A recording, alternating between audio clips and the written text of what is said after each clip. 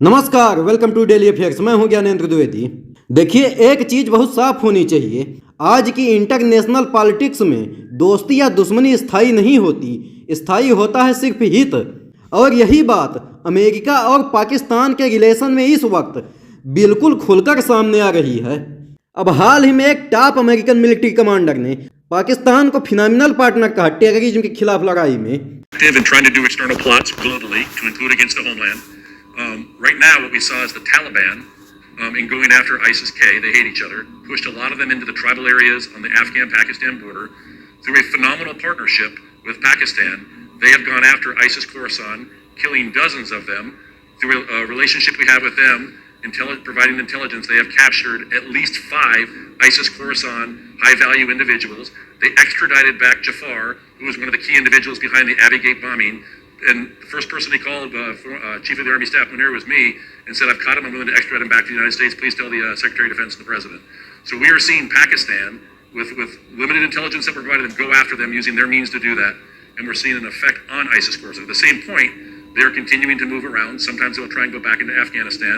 We have the means to be able to collect, but for the most part right now, they're hanging out right in that border area of Pakistan. And I would also tell you that, since 2024, the beginning, Pakistan had over 1,000 terrorist attacks in the western area, killing about 700 security and civilians and 2,500 wounded. They're in an active counterterrorism fight right now, and they have been a phenomenal partner in the counterterrorism. जरा सोचिए, ये वही पाकिस्तान है जहां Osama bin Laden को पनाह मिली।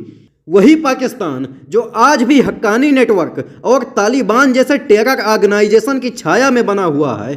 और उसी पाकिस्तान को अमेरिका खुलेआम सराह रहा है। तो सवाल यह उठता है कि क्या अमेरिका को पाकिस्तान की टेरर इन्वॉल्वमेंट के बारे में नहीं पता है? पर नहीं, अमेरिका को सब कुछ पता है, लेकिन फिर भी वो तारीफ कर रहा है। आखिर क्यों? क्योंकि अमेरिका का फोकस अब मोरल पोजीशन पर नहीं, जियो स्ट्रेटेजिक गेन पर है। पाकिस्तान की लोकेशन अफगानिस्तान से लेकर चाइना तक की बॉर्डर पर उसे अमेरिका के लिए एक जरूरी मोहरा बना देती है। और अमेरिका को यह बात पता है कि पाकिस्तान को पूरी तरह से छोड़ना उसे सेंट्रल एशिया और वेस्ट एशिया में ग्राउंड एक्सेस से वंचित कर देगा, खासकर अब जब चाइना का इन्फ्लुएंस बढ़ता जा रहा है। इसी के चलते हम देखते हैं कि पाकिस्तान के आर्मी चीफ आसिम मुनीर को अमेरिका बुलाया जाता है वाशिंगटन डीसी के आर्मी डे इवेंट में। और रिपोर्ट्स तो ये भी कहती है कि डोनाल्ड ट्रंप के पॉसिबल मिलिट्री परेड में भी उन्हें इन्विटेशन भेजा गया है। यानी एक तरह से पाकिस्तान की मिलिट्री को अमेरिका फिर से सम्मान की मुद्रा में ला रहा है। तो अब यहाँ इंडिया का सवाल आता है। देखिए, इंडिया लगातार कोशिश कर रहा है कि पाकिस्तान को टेररिस्ट स्टेट डिक्लेयर कराया जाए, FATF में ब्लैकलिस्ट करवाया जाए और दुनिया को उसके दोहरे खेल के खिलाफ खड़ा किया जाए। लेकिन सच ये है कि हमारी सारी कोशिशें अभी के लिए एक डिप्लोमेटिक वॉल से टकरा रही हैं। आखिर क्यों? क्योंकि अमेरिका समेत कई कंट्रीज अब इस इशू पर फैक्ट से ज़्यादा स्ट्रेटेजिक यूटिलिटी को प्रायोरिटी दे रहे हैं। अब इंडिया ने पाकिस्तान को ब्लैक लिस्ट करवाने की जो ड्राइव चलाई थी वो धीरे धीरे बेअसर हो रही है। क्योंकि जब अमेरिका ही पाकिस्तान को फिनोमिनल कहेगा तो बाकी कंट्रीज भी यही सोचेंगे कि शायद इतना बुरा भी नहीं होगा। और दूसरी तरफ अमेरिका खुद इंडिया से भी रिलेशन स्ट्रांग कर रहा है। Quad, Indo Pacific, technology transfer, सब कुछ। लेकिन जो कॉन्ट्राडिक्शन पैदा हो रहा है वो इंडिया के लिए डिप्लोमेटिक प्रेशर का कारण बन रहा है। यहाँ कांग्रेस का भी स्टेटमेंट आया कि इंडिया को अमेरिका से हाल के दिनों में 3 डिप्लोमेटिक झटके लगे हैं और इन सबका रीजन हमारी domestic politics driven foreign policy है। अब इस स्टेटमेंट से आप एग्री करें या नहीं, लेकिन यह बात जरूर सोचने की है कि क्या हमारी फॉरेन पॉलिसी ग्लोबल रियलिटी पर बेस्ड है या डोमेस्टिक वोट बैंक और इमोशनल नैरेटिव पर। क्योंकि अगर हमारी पॉलिसी सिर्फ इमोशंस से चलेगी, हम सही हैं इसलिए दुनिया हमारा साथ देगी, तो ऐसा नहीं होगा। ये दुनिया मॉरल वैल्यूज से नहीं, पावर और इंटरेस्ट से चलती है। और पाकिस्तान इस गेम को बहुत चालाकी से खेल रहा है। एक तरफ वो अमेरिका से हेल्प लेता है तो दूसरी तरफ चाइना के साथ भी जुड़ा है। टेररिस्ट को भी एक तरफ डिनाय करता है तो दूसरी तरफ अंदर खाने उनसे डीलिंग भी करता है।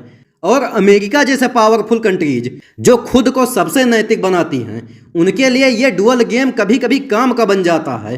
तो आखिर इंडिया को अब क्या करना चाहिए? देखिए, मुद्दे की बात यह है कि हमें सिर्फ नैतिक बयानबाजी नहीं बल्कि स्ट्रेटेजिक प्रेशर तैयार करना होगा। हमें अपने इंटरनेशनल अलायंस को इस तरह से स्ट्रांग करना होगा कि कोई भी कंट्री, खासकर अमेरिका, पाकिस्तान की खुलेआम तारीफ करने से पहले 10 बार सोचे।